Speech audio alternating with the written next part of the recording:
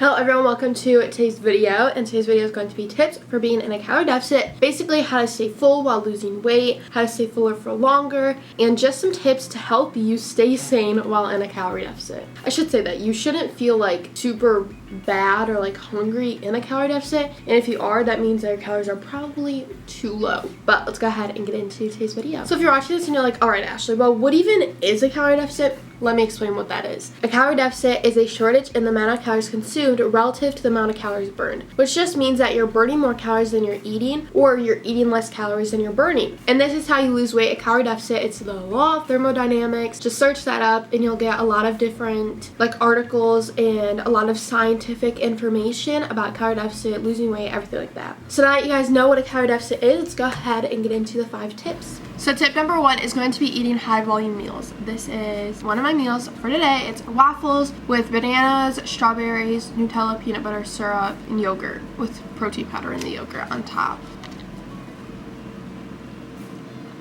So high volume foods are just foods that have a lot of volume for like a good amount of calories. So an example that I like to use a lot on this channel is a Hershey bar versus popcorn. They're both about 200 calories, but obviously popcorn, the whole bag, is a lot of volume versus 200 calories of a Hershey's bar is like really tiny. So they're both the same calories, but obviously popcorn is a lot more volume. And some examples are egg whites, Greek yogurt, pancakes or waffles, protein powder, lean meats like chicken, hamburger, turkey, or pork tenderloin. Literally anything. Those are just my favorites, minus like egg whites. I don't really eat egg whites. I've never tried them though. I just like regular eggs. But anyway, those are some examples of high volume foods, so you guys can make your meals involving some foods that are high volume to keep you guys satiated and fuller for longer, which is the whole reason for high volume, is that you're using not a lot of calories but getting a lot of volume, and volume will keep your stomach full because, like I said, it's a lot of volume in your stomach. So yeah, that is the first tip. Alright, tip number 2 is low calorie options of your favorite food. So for me, I love pancakes and waffles. Instead of using regular syrup, this is extra butter. For 2 tablespoons, which is 1 serving, it's 110 calories. So instead of using that, I like to use sugar-free syrup. So for 1 serving, which is the same, 2 tablespoons, it's only 10 calories. So this is a 100 calorie difference using a sugar-free versus a regular, and you can do this with many different options. I know there's low calorie breads, creamers, there's a bunch of things, but this is the only thing I have handy with me in my kitchen right now because I don't need many low calorie options, because even when I'm in a calorie deficit, my calories are still pretty high, so I don't really have to worry about certain foods or anything like that. And any low calorie options could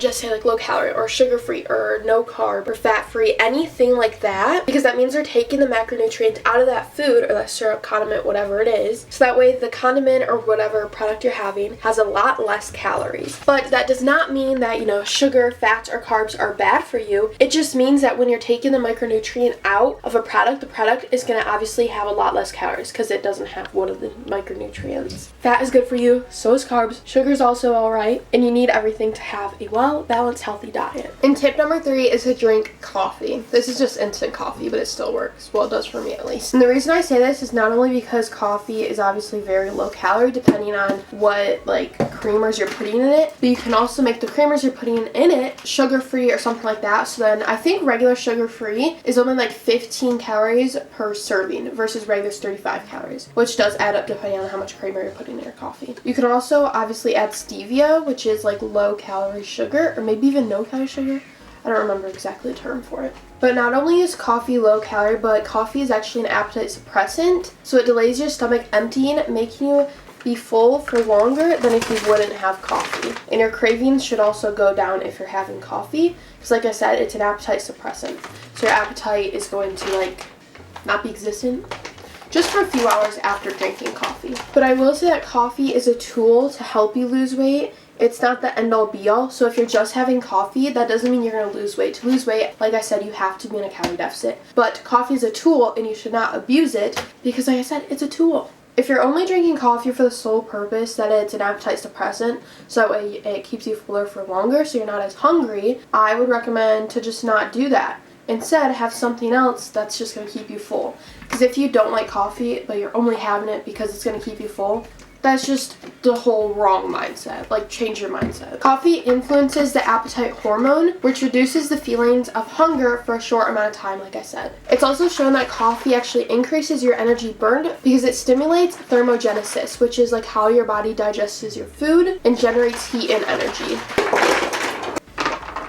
But while having coffee, I still make sure that I'm eating enough food and protein and getting enough calories in my diet, even when I am using coffee as an appetite suppressant, but I also do like coffee. Right now, I'm actually not in a calorie deficit because I just got out of my calorie deficit, so now I'm reverse dieting and I'm back at maintenance, but I still have coffee because I actually enjoy it. That's good. I just made a nice little salad. I should say big salad because this is huge. But tip number 4 is to have a well-balanced diet. For diet, I just mean like what you're consuming. Not like fad diet, like keto, Whole30, whatever. Blah, blah, blah, blah. None of those diets. When I say diet, I just mean what you're eating. And I think this is a great example of a well-balanced diet. Obviously, this is just one meal of everything I eat in a day, but it has carbs from both chips, sour cream, that's probably fat as well, like potatoes, croutons, lettuce is for micronutrients, protein, there's chicken on here, fat, like I said, is from sour cream and stuff. So this is a well-balanced meal. And a well-balanced diet is just having multiple well-balanced meals and snacks. So carbs, fats, protein, as well as your micronutrients and fruits and vegetables, which I had some earlier. And lettuce is here, obviously. Eating well-balanced meals or a well-balanced diet or well-rounded diet not only helps you reach your macros or your calorie goals, but it also keeps you satisfied and satiated and full for longer. So that is tip number 4. And chips are really good anyway. Tip number 5 is to keep yourself busy. I find that whenever I'm super bored, I just mindlessly eat and watch TV, or I'm on TikTok or YouTube or any like social media platform and I'm just scrolling and mindlessly eating, which obviously mindlessly eating, especially when in a calorie deficit, is not good because I'm just mindlessly eating and not knowing how many calories I'm actually intaking in my body. And if I'm scrolling on TikTok, I'm gonna be there for hours, which means I'm gonna be eating for hours, which actually adds up to a lot of calories, even if it's a low calorie snack or something. And it's not even like I'm eating because I'm hungry, it's literally just eating because I'm just bored and not doing anything. So I find that whenever I'm keeping myself busy, I'm still planning and scheduling out my day as well as planning and scheduling out my meals and my snacks. That way I just don't eat a bunch of food when I'm just bored and just kind of like chilling, I guess. The key is to eat food when you're hungry but stop when you're full, as well as don't eat if you're not hungry. But make sure you're still getting enough food in, even if like you're, well, I was gonna say even if you're not hungry, like, it's kind of like contradicting. Like at the end of the day, if you have a lot of calories but you're not hungry, I would still say get like a protein shake or get your calories in. But throughout the day, if you're not hungry, then there's like no point to eat after getting in like meals. You know what I mean? Like if I get a bunch of meals in and I'm just going on TikTok and eating, there's no point for me to eat because I'm not even hungry. But if you are hungry, then eat. I hope that makes sense, but tip number 5 was to keep yourself busy. And I hope you guys enjoyed today's video, and I hope these 5 tips help you guys sustain a calorie deficit and help keep you sane and satiated and satisfied while eating a calorie deficit and eating less calories than your maintenance or less calories than you're used to. Hope you guys enjoyed today's video. I love you guys so much, and I'll see you guys in my next video. Bye, guys.